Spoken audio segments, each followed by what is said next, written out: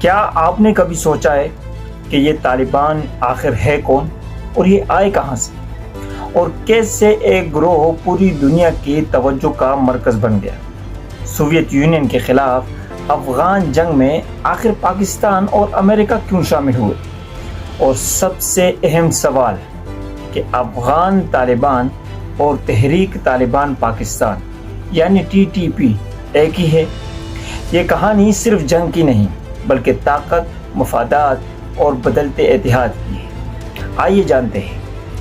یہ کہانی شروع ہوتی ہے سن 1978 میں، جب افغانستان میں ایک انقلاب آیا جسے سورہ انقلاب کہا جاتا ہے۔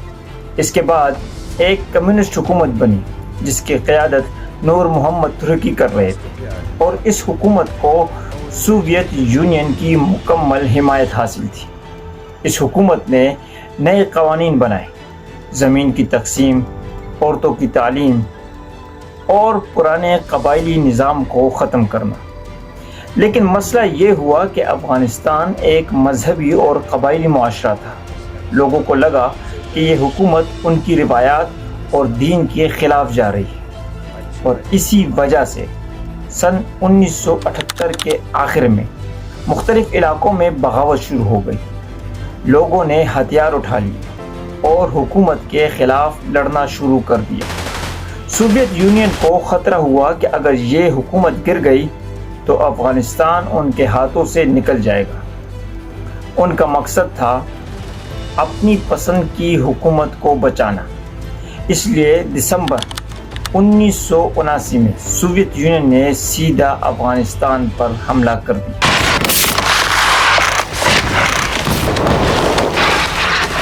اب یہاں سے ایک بڑی جنگ شروع ہوئی جسے سوویت افغان جنگ کہتے ہیں۔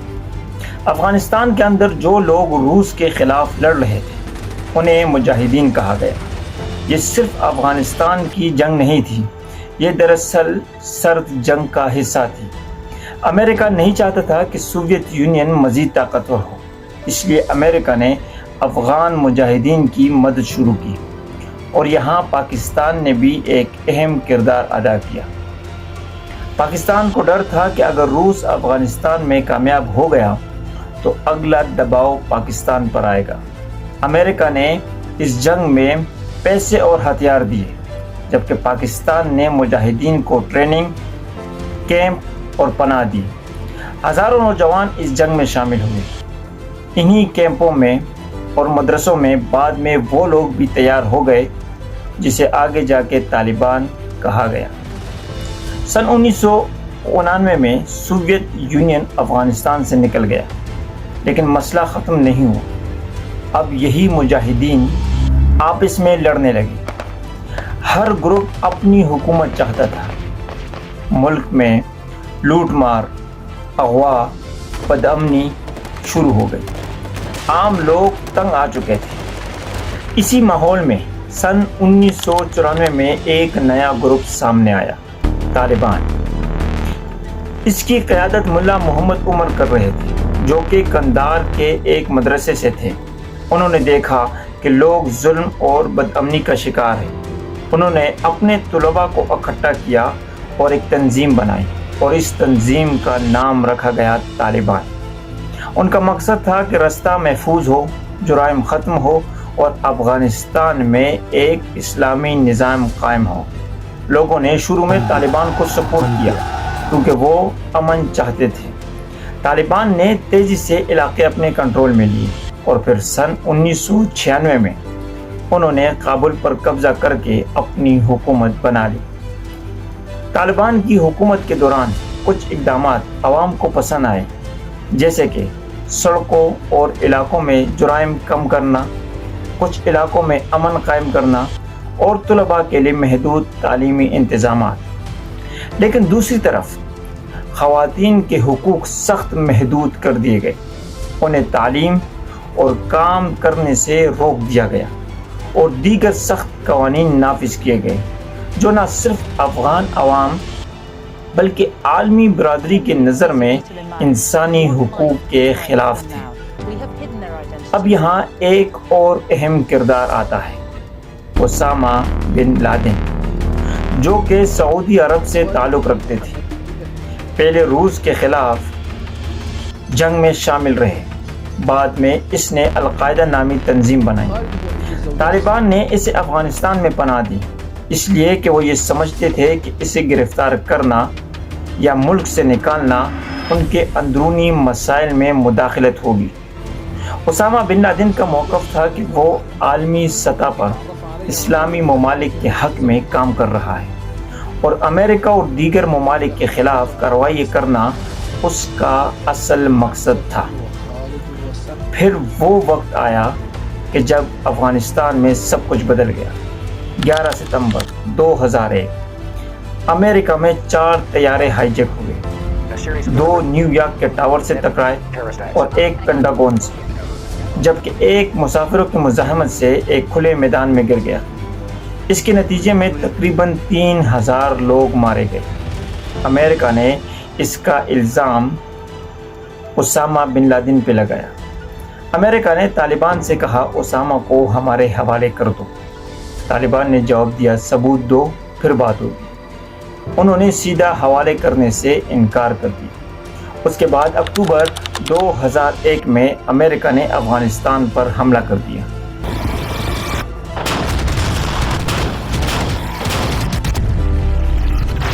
اسی لمحے امریکہ نے پاکستان کے سامنے ایک واضح پیغام رکھ دیا، یا ہمارے ساتھ یا ہمارے خلاف۔ پاکستان کے لیے یہ فیصلہ انتہائی مشکل تھا، لیکن آخر کار اسے امریکہ کا ساتھ دینا پڑا تاکہ خود کو ایک بڑی جنگ سے بچایا جا سکے۔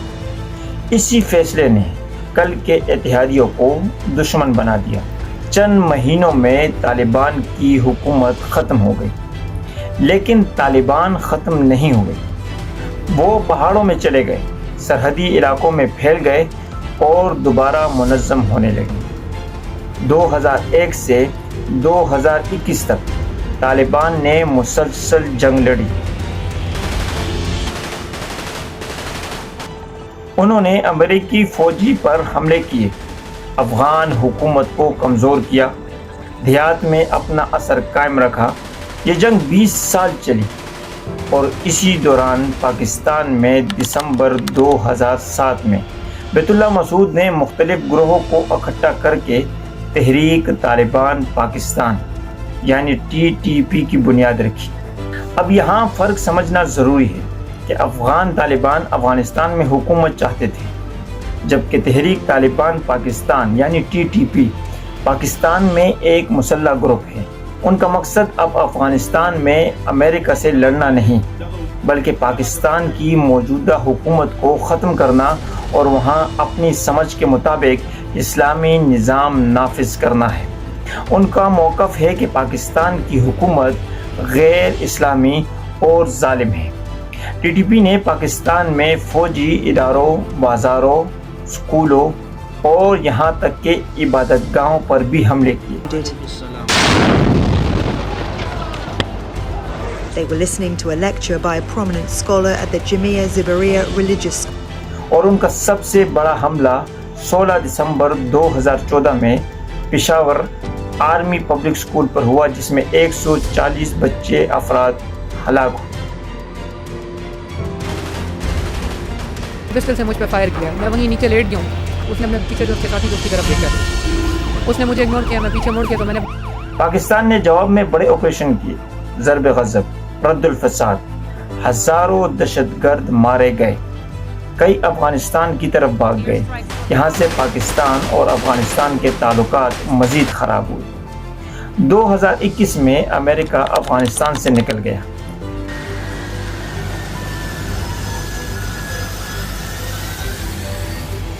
طالبان نے تیزی سے پورا ملک اپنے کنٹرول میں لے لیا اور دوبارہ حکومت بنا لی۔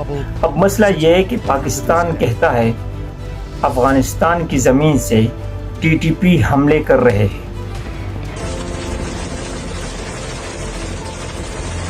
طالبان کہتے ہیں ہم اپنے ملک کو کنٹرول کر رہے ہیں۔ 2021 سے 2026 تک صورتحال یہی رہی۔ طالبان افغانستان میں حکومت کر رہے ہیں، لیکن دنیا کی کئی ممالک نے ابھی تک انہیں مکمل طور پر تسلیم نہیں کیا اور پاکستان کے ساتھ بھی تعلقات ان کے کچھ ٹھیک نہیں۔ یہ پوری کہانی ہمیں یہ سمجھاتی ہے کہ طاقت، نظریات اور مفادات جب ٹکراتے ہیں تو اس کے اثرات کئی دہائیوں تک چلتے ہیں۔ اور اب سوال یہ ہے کہ کیا یہی طاقت کا کھیل صرف افغانستان تک محدود ہے یا مشرق وسطیٰ میں بھی یہی کہانی چل رہی ہے؟ اگر آپ لوگ یہ جاننا چاہتے ہیں کہ ایران، امریکہ اور اسرائیل کے درمیان اصل تنازع کیا ہے تو آپ کو ہماری اگلی ویڈیو کا انتظار کرنا ہوگا۔